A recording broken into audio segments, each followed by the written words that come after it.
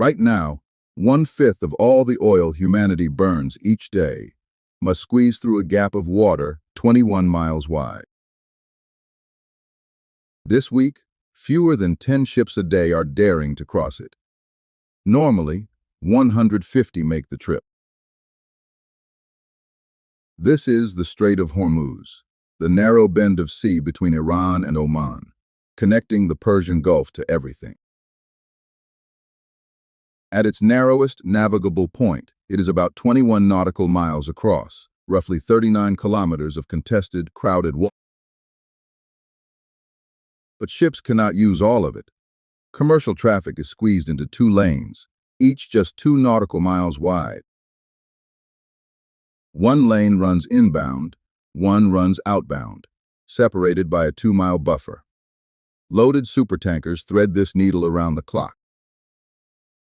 In 2025, nearly 15 million barrels of crude oil passed through every day, about a third of global crude trade. Count every petroleum product moving through and the figure climbs toward 21 million barrels, each and every 24 hours. There is no cheap way around it. You might wonder why tankers don't simply take another route. They tried, once. That experiment ended with a mined American supertanker and a warship making a catastrophic mistake. We will get there soon. First, understand what actually rides those lanes. It is not just oil, and it is not just a Middle East problem. 93% of Qatar's liquefied natural gas exports pass through this strait. For the Emirates gas, it is 96%.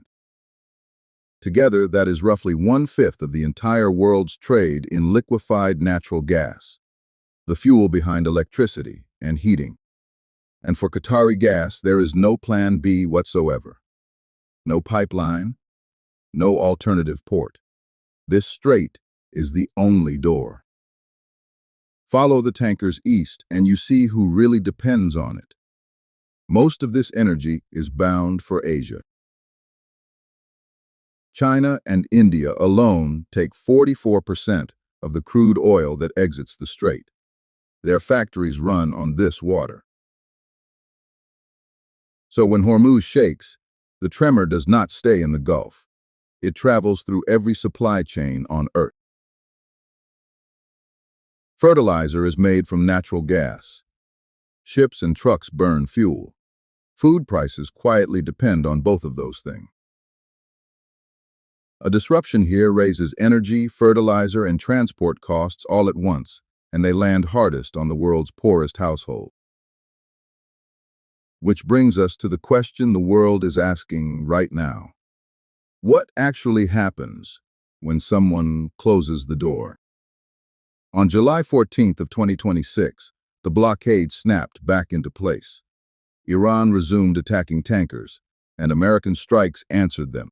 Some captains tried creeping along routes through Omani waters, hoping distance meant safety.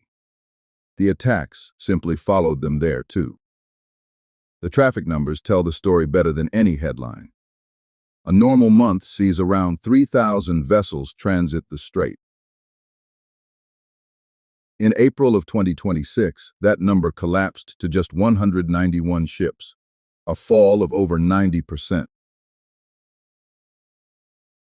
By July, fewer than 10 vessels a day were willing to attempt the passage that once carried 150. So why did they stop? Not because any government ordered them to, because of something far more mundane. An insurance quote. Before the war, insuring a tanker against war risk cost about 0.25% of the ship's value. Today, that premium runs between 3 and 10% of hull value per voyage, if an insurer will quote at all. Deloitte Petit Tune was quoted. For many owners, the math simply died. Insurance became unavailable or unaffordable, and crews refused to sail into a war zone. No formal closure notice was ever required. When the sailors and the underwriters both say no, a strait closes itself. The markets noticed immediately. Brent crude, the world's benchmark oil price, pushed above $90 a barrel as escalation deepened. If this feels unprecedented, it isn't. 40 years ago, this exact strait hosted the largest naval convoy operation since World War II. Through the 1980s, Iran and Iraq were locked in a grinding land war that neither side could actually win. So the war moved out onto the water. From 1984 onward, each side began hunting the other's oil shipments. They called it the Tanker War. Before it ended, more than 400 ships had been attacked in these waters. Iraq struck over 280 vessels. Iran answered against 168. Neutral flags offered no protection at all. Kuwait, watching its own tankers burn, asked Washington for protection.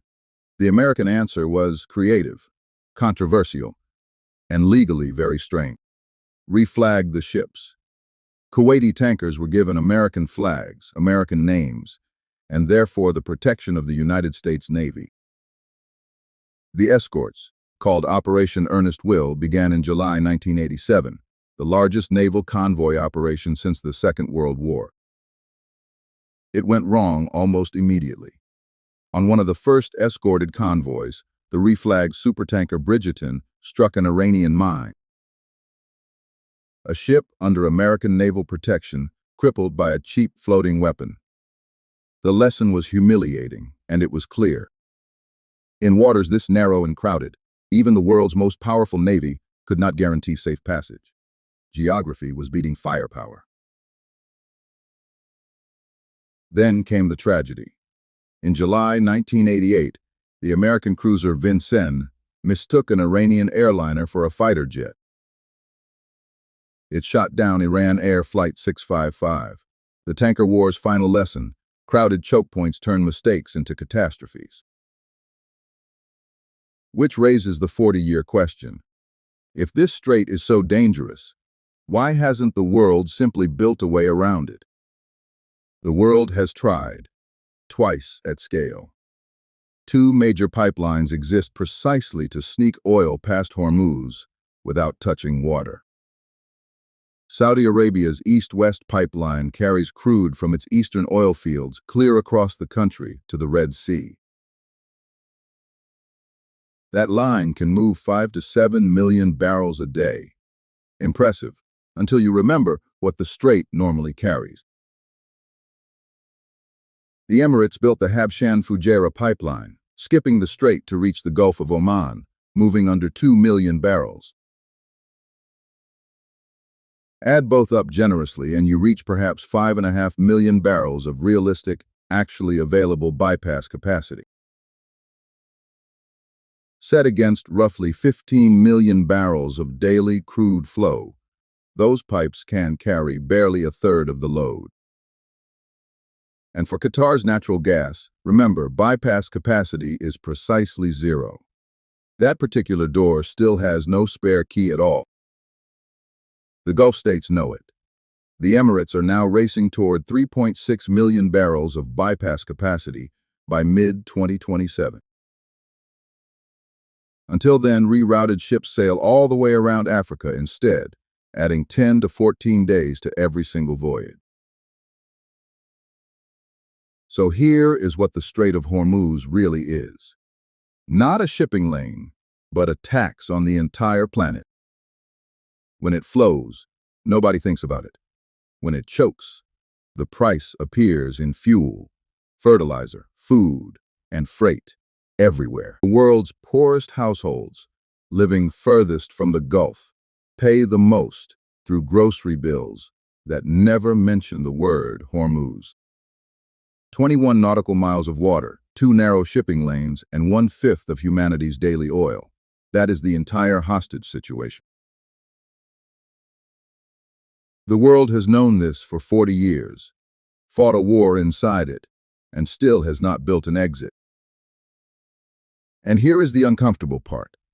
Hormuz is not even the only strait like this. But that is the next story.